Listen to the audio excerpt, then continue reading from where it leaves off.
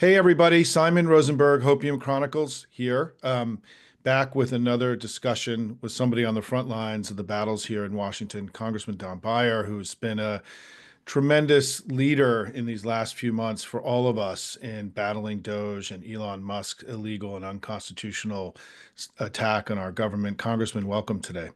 Yeah, thanks, Simon, very much. It's I was going to say fun to be on your show, but we're not having a lot of fun right now. No, we spoke at an Arlington County Democratic Party event a year ago or so. It was the last time I saw you in person. I've been seeing the news accounts of everything you're doing, showing up at the venues that are under assault. I mean, take a step back and reflect upon that 2 months into this awful era of Trump that we have seen this incredible attack on the government itself, illegal, unconstitutional, just wrong in every way. I mean, tell us about how you're seeing this right now. I mean, we've had some important wins in the courts, but we also recognize that a lot, they're continuing, they're not letting up, they're continuing to dismantle, vital parts of our government. I mean, help create some context for our listeners and viewers today. Well, first time it is way worse than I ever imagined. We all worked really hard for Joe Biden and then Kamala Harris. I raised a ton of money, and my wife and I went to a bunch of different states campaigning, and made sure we won Virginia. But I don't think I'd have slept last year if I realized it was going to be as terrible as it is right now. He was already, the historians rated, the worst president in history, number 45 out of 45. But this 47 is so much worse than 45. And so I confess to being dispirited and discouraged much of the time by just the wrecking ball he has taken to institutions that we have prized for 250 years. But then I always also remember, sort of the lesson of Gilgamesh, that it's our job to come back and to be the good father and the good mother, the good leader, the good king. And I've almost looked at my role as just a humble member of Congress to be as present as I can be with the people that I serve and that I represent, because people are hurting. My district is a little unusual because it's inside the Beltway, Northern Virginia. I think as of 2 weeks ago, they'd already fired 14,000 federal employees and who knows how many federal contractors. And then with what's happening, Social Security offices, HHS today, it's just much, much worse. So people are really scared, despairing, really sad. And I haven't heard of any suicides yet. Certainly an awful lot of upset people. So we fight back in every way we can. The primary tool we've had so far have been the courts. I know there are a fair number of naive constituents say, why don't you just go pass a law and stop them? But we're in the minority in the House and the minority in the Senate. Occasionally we get a win. I don't know what day this airs, but today on Tuesday, April 1st, we just defeated a Republican rule, which rarely happens. But we do get some wins here and there. In the meantime, we're signed on to amicus briefs to the over 125 lawsuits that are out there trying to stop what Trump is doing. Can you talk a little bit more about that? Is that coming from the task force that Joe Neguse and Jamie Raskin have been heading up? I think that we're all interested in learning more about that. Yeah, Simon, as you know, I'm sure that what I didn't know when this year started is, as members of Congress in the minority, we don't have status to file a lawsuit. So that, or standing, I think is the word. So they're mostly filed by outside groups. The unions have been very involved. Democracy Forward and other NGOs like them have done it. And we've been relegated to helping, supporting, filing amicus briefs, feeding them information. And they've been pretty effective enough that you get people like J.D. Vance saying, we need to overthrow, repeats the judges making these quote unquote bad decisions. There are actually members of Congress that have wanted posters on their walls in the U.S. Capitol buildings of the judges they want to be impeached because of the rulings they've made. There were many rulings against Joe Biden and Barack Obama, but I never saw anybody say we needed to fire the judges or impeach the judges. One of the ideas that we've kicked around here, and I'll send it to you when we're done, is this idea of that all House and Senate Democrats signing a single letter, what I call a letter to America, that lists the injuries and abuses and usurpations, as they called it in the Declaration of Independence, of what Trump and Musk are doing, and to make sure that we are creating more air cover for the brave and courageous groups that are bringing these lawsuits, that are the judges that are making tough decisions, right? To make sure that everyone in the country knows that half of Congress is believes that what's happening here is unconstitutional, criminal, in many cases criminal and wrong. I mean, what's amazing to me as being in this business as long as I have, Congressman, is that Elon Musk has probably committed more crimes in Oh the my last in the last 20 in the last 2 months than any American in all of our history. But the word criminal and law breaking and lawlessness are not connected to his brand, right? When you look at what he's doing, those are words. He's a reformer. He's cutting government. He's making things better. And I think there's opportunities for us to learn from the Declaration of Independence, and where they said that we want to let facts be submitted to a candid world, to have all of us, all of you, go on record in a single 2 to 3 page document. These amicus briefs have basically already made the case, right? This stuff has already been largely written.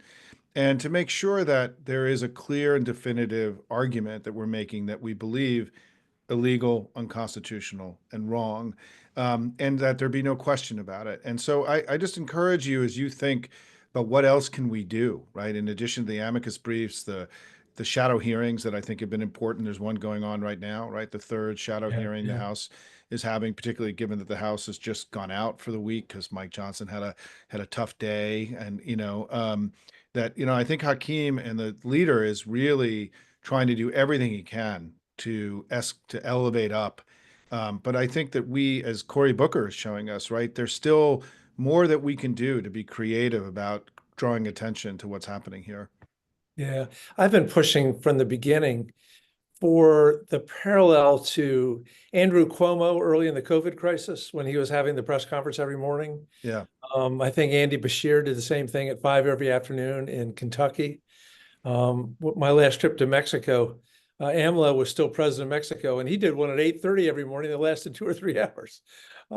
That kind of thing. We've not found the right person to do that, or that person hasn't emerged. In the meantime, my little office, we added a third press person. Great. I'm generally, not a camera hog, a little shy, but the responsibility right now is to be as camera hoggy as possible Yeah. and just flood Twitter, so Blue Sky, TikTok, which we're not on yet. We can't use government machines to do it, but that's okay. We'll use private machines, Instagram, and just get as much social media out there as we can, delivering that message that you were just talking about. And then, Well, of course, the House is put together every day at 2 o'clock. There's a different member who comes out with the 60-second video that every one of us is responsible for, spreading as far and wide as we possibly can, and asking our constituents to do the same thing. well, But you go ahead. I I'm sorry. love your analog with the Declaration of Independence, because most of us still remember it pretty well. Well, and I'll send it to you and your team. And I do want to say that one of the reasons I wanted you on today is that I think you are breaking through. I think you've been an exemplar, and your team has done an incredible job at breaking through a very dense and crowded media environment. And it's just clear you're standing up for regular people and for our government. I think the scale, I think for those of us who've been here a long time and who know people, I mean, virtually my wife was the Deputy Homeland Security Advisor in the Biden administration, and virtually everybody she worked with in the National Security Council who was a career person has either been, let go or is on administrative leave. I mean, the scale and scope of this is much bigger, I think, than it is really understood. As bad as it is seen out in the country, right? And many of the town halls that we've seen have been driven by the perceptions of the cuts that are affecting the communities, out around the countryside. The scale of what's happening here in the city and the disruption is it's incredible. Yeah, it is. It is so discouraging. That we could talk about different pieces of it. The one that worries me the most probably is the cuts to our scientific community. the National Science Foundation, NIH, NOAA, eliminating the science directorate or cutting it in half at NASA, where they're eliminating all science from the EPA. This is the seed corn for our future. And then there's the universities, where almost all the important research has come from universities over the years, including all the medicines that are helping us live long, healthy lives. And yet they basically slashed university funding in half. And that doesn't count what they're cutting from Harvard, Penn, and Columbia. It's just crazy. They're not investing in the future, which is the most important thing that leadership should be doing. Well, and I went on CNN last night to actually talk about the cuts at Harbor, or the threats of the $9 billion, and about how it is really incredible how much they are attacking the pillars of our prosperity and that have made America, the strongest. When Donald Trump came in, I remember the Wall Street Journal under Joe Biden saying the American economy was the envy of the world. I don't think that anybody's going to say that now. And I Oh, think, God. Congressman, let me just ask you this last thing, because I think what you just got at is the most critical thing from us in trying, because when you listen to the media frame Musk, it's efficiency, it's cutting, and what we know is that there would be no version of making our government more efficient that would dismember and dismantle NIH, for example, right? There's no No, no. possible justification for it. And yet we just learned today, by the way, that many of the leaders of the individual parts of NIH were reassigned to the Indian Health Service today, right? Just to make sure that they let them know how they feel about their service to the country, that they've been, banished out into the hinterlands. And um, I just think if you could reflect a little bit more on, if you could describe to a voter what it is they're actually doing, as opposed to what is the perception of what Musk and Trump are doing to our government, what kind of simple words could you use to really, now that we now understand this, you called it a wrecking ball, right? They're destroying, as I say all the time in my writing, I mean, they're breaking things that are going to be very hard, if not impossible, to repair. And I still think we haven't been able to convey that sense of urgency adequately, in my view, in the last few weeks. Yeah, and we keep looking for ways to show how it's going to show up in people's lives. The Social Security calls that aren't going to get answered, the money that's not going to flow through to Title I schools, the individually education plans for all the disabled kids in America, the FAFSA applications that aren't going to get answered for people applying to school. But I come back, Simon, as you know, I ran the family car dealerships for many, Yep. many decades. And so I'm very familiar with the notion that sometimes we need to cut costs and we have to live within our means. I tend to be a fiscal hawk. But what Trump is doing is the absolute wrong way to do it. I just imagine if they're trying to save some money in my car dealership, I fired all the mechanics and fired all the salesmen, which is what he's done. Yeah.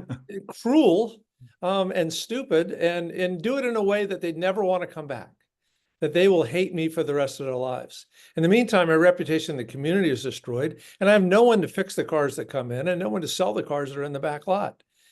There are smart ways to downsize, and you do it thoughtfully, strategically. You do it involving everybody. He's It's just massive destruction. And while I object to the cruelty, because it shows me that these are people with no empathy and no love and no sense of concern for fellow citizens and human beings, it's the stupidity that really drives me crazy, that this is no way to make America great again. This is no way to invest in a country. And you top it all off with Liberation Day coming in 2 days. And 25% tariffs on our closest allies, and just say, this is, unless I'm dreadfully wrong, this flies in the face of every bit of history I've read about in the last 3,000 years. Listen, I think the way we talk about it at Hopium is that Trump is trying to make us poorer, less safe, and less free. And the key thing, I think, as we go forward in terms of trying to describe Musk and Trump, is that not only is it a wrecking ball and stupid and all the things, it's also illegal and unconstitutional and Yes. wrong. And I think we have yet to, despite your incredible efforts, by the way, and your team's amazing efforts, this notion that what's happening is that they're breaking laws and that they're violating the Constitution and that there's no form of a democracy where a leader could unilaterally decide to not spend congressionally mandated monies because then you wouldn't need a Congress, right? I mean, in some Yeah. ways, at the very kind of core understanding of how any democratic system could work, if a leader could just make his own up, wake up one morning and decide USAID is going to disappear, then you are living in a dictatorship and a tyrannical government. You're not living in a democracy because there is no reason to have a legislature at that point. And I think the scale of the illegality and the breaking of sort of fundamental understanding of how any constitutional order or democracy would work is an area that I still feel is of continued opportunity. And I'll give you this one bit of good news, Congressman, is that I saw a poll. The DNC has done a private poll, which you should ask for a briefing, the caucus, if it hasn't been briefed on it yet. And the second most salient issue was the issues around illegality and the dismantling of the government. And so I think there is unmined political gold here for us with the public. It's certainly what's been driving a lot of the town hall meetings and a lot of the energy out that we've seen in the grassroots. And I just hope that we can, in the coming days, not only continue to stay as focused as we are on the economy, which is rightly so. I mean, we're doing a very good job at making the economic case against Trump. I think we've got to expand it to a second front and really have this become Yeah. as a central to our story that we're telling to the people as his failures, as his betrayal of working people through his economic agenda. I I don't come from a law enforcement or a legal background, but I heartily agree with you. We just look at these tariffs again, Yeah. top of mind. It's unconstitutional, and illegal for a president to slap 25% tariffs on without congressional approval. And it's going to wreck our economy, and he should not be allowed to do that. Now, he has the FBI, he has the Department of Justice. I can talk to my local sheriff and probably will, but I'm not sure how we hold him accountable. But we do have to let people know what he's doing is Yeah. wrong and illegal and unconstitutional. Yeah, and I think and I'll let you go, Congressman, and talk to your local sheriff. Keep fighting. I really wanted you to come on because I really have admired, frankly, what you're doing as a resident of DC, as somebody who's got many friends and friends and dear colleagues who've been affected by what's happened. It's dramatic. It's significant. It's doing incredible harm to the country, and we have to continue to follow your lead and continue to fight with everything we got. And Simon, let me say, I so much wish we could do more. In the meantime, hopium. I still have great hope that at the end of the day, the Virginia state motto is sic semper tyrannis. The tyrant will always fall, and this tyrant will fall too. We have a lot of rebuilding to do. Thank you, Congressman. Keep up the great work. Thanks, Simon.